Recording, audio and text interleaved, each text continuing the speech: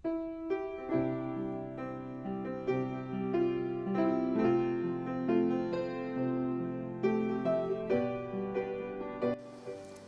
mengasihi kita. Semua orang membutuhkan kasih, dan Tuhanlah sumber kasih sejati. Tuhan sendiri adalah kasih. Sayangnya banyak orang belum tahu dan belum menerima kasih Tuhan dalam hidupnya. Biarlah sebagai anak-anak Tuhan, kita tahu bahwa Tuhan sangat mengasihi kita. Dan biarlah kita menerima kasih Tuhan tersebut di dalam hidup kita. Janganlah kita lupa akan hal itu, sehingga kita mencari kasih di tempat-tempat yang salah atau pada hal yang salah. Yohanes 3 ayat 16 berkata, karena begitu besar kasih Allah akan dunia ini, sehingga ia telah mengaruniakan anaknya yang tunggal, supaya setiap orang yang percaya kepadanya tidak binasa, melainkan beroleh hidup yang kekal. Betapa besar dan dahsyat kasih Bapa di sorga bagi kita. Kiranya semua kita sudah mengalami kasih Bapa dalam hidup kita. Khususnya biarlah kita percaya kepada Tuhan Yesus yang telah mati di kayu salib untuk menebus kita yang percaya kepadanya, sehingga kita beroleh hidup yang kekal. Amin.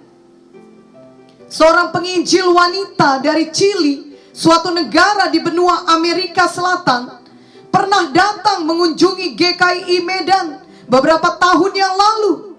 Ia seorang yang telah mengalami banyak bentukan Tuhan dalam hidupnya, karena bapaknya berbuat banyak kejahatan kepadanya. Akhirnya ia pindah ke Australia, di mana ia lahir baru. Dan kemudian ia menjadi hamba Tuhan yang memberitakan Injil kepada jiwa-jiwa. Ketika ia berada di Medan, ia bersaksi betapa ia pada mulanya sangat sulit untuk menerima bahwa Bapa di sorga sangat mengasihi kita.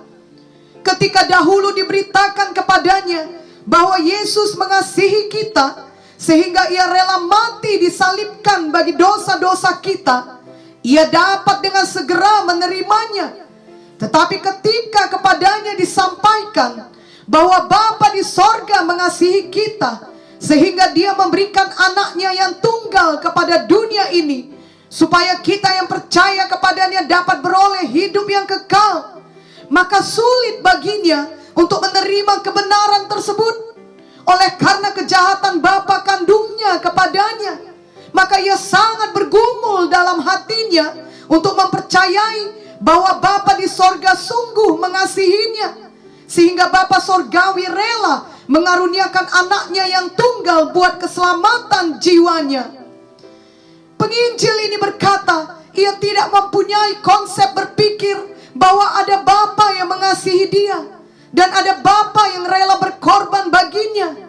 Ia tidak dapat menerima ada Bapa sorgawi yang sungguh-sungguh mengasihinya dan memperdulikan nasibnya, karena dalam hidupnya ia mengalami kejadian yang sebaliknya.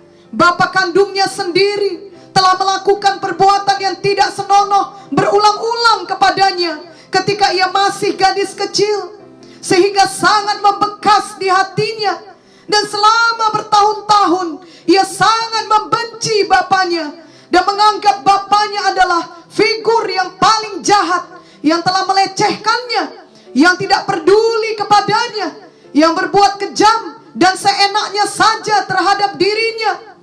Ia kemudian tidak dapat mengerti bahwa ada Bapa sorgawi yang mengasihi dia, karena ia mengalami bahwa bapa kandungnya sendiri tidak mengasihinya, bahkan merusak dirinya.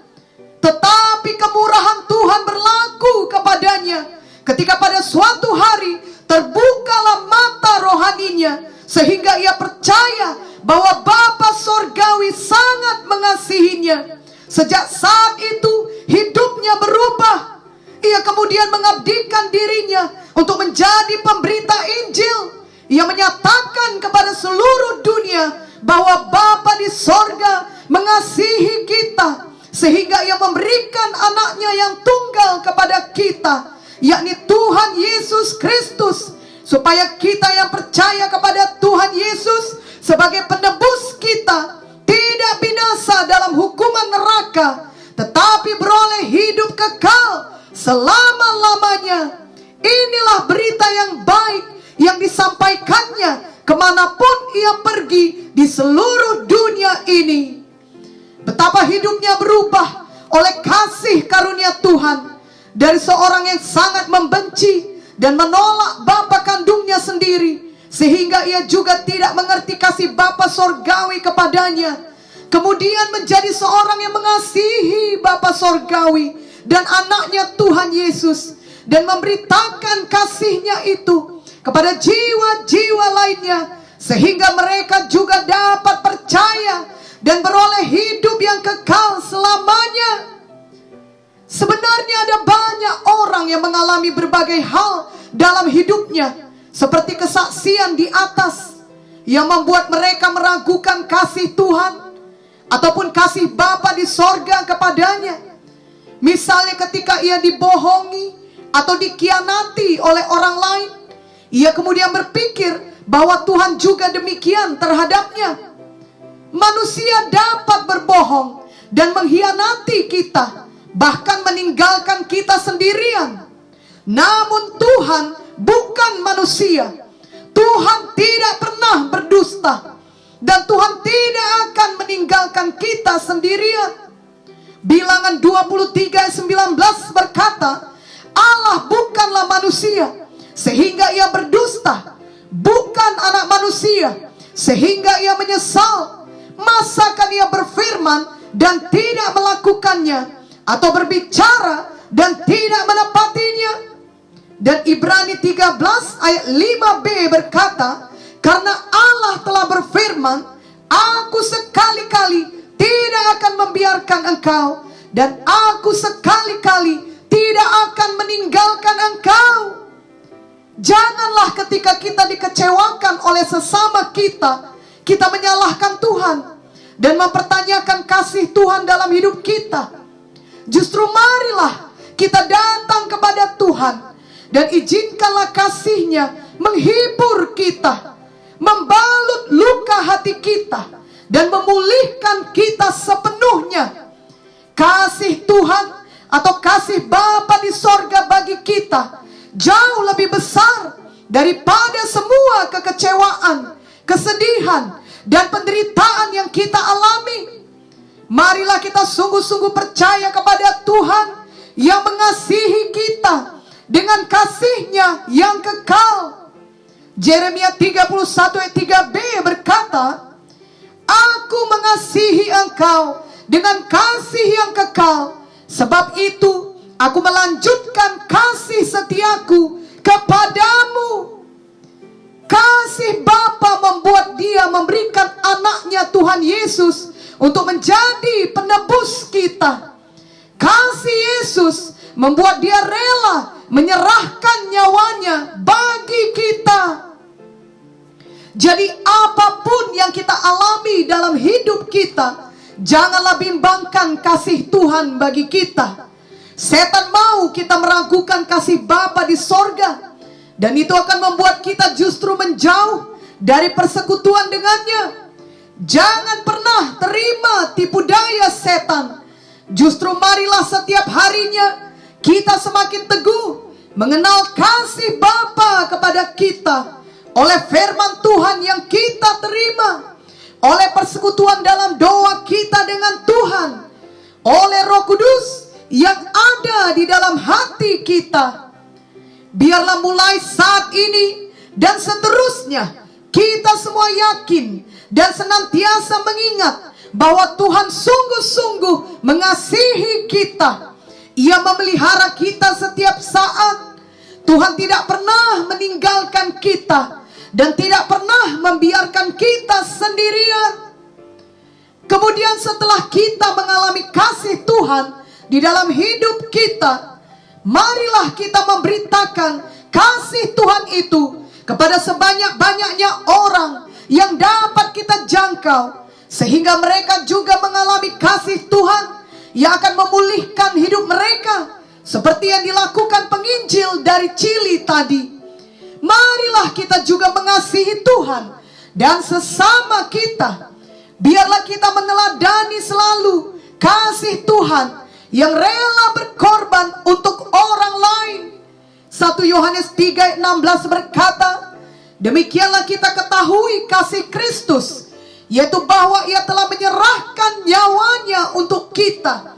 Jadi kita pun wajib menyerahkan nyawa kita untuk saudara-saudara kita. Marilah kita mengasihi orang lain lagi dengan kasih Kristus yang menguasai kita. Setiap hari kita hidup dalam bahasa kasih Tuhan, seperti lagu rohani yang berbunyi, andaikan aku pahami bahasa semua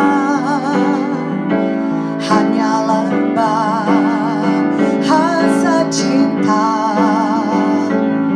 kunci tiap hati.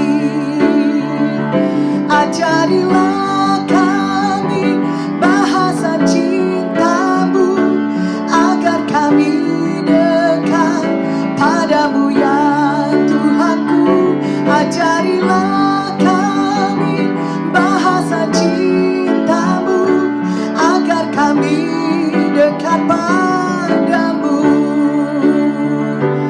Andaikan aku lakukan yang luhur mulia, jika tanpa kasih cinta hamba tak berguna. Ajarilah kami bahasa cinta-Mu, agar kami dekat padamu ya Tuhanku. Ajarilah kami bahasa cinta-Mu, agar kami dekat padamu. Kasih itu lemah lembut, sabar sederhana. Kasih itu murah hati, rela menderita. Ajarilah kami bahasa cinta-Mu, agar kami dekat padamu ya Tuhanku. Ajarilah kami bahasa cinta-Mu, agar kami dekat padamu, agar kami dekat padamu.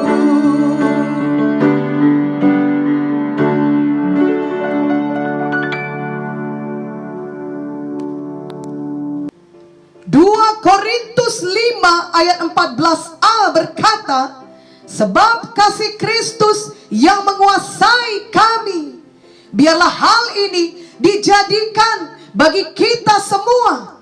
Amin.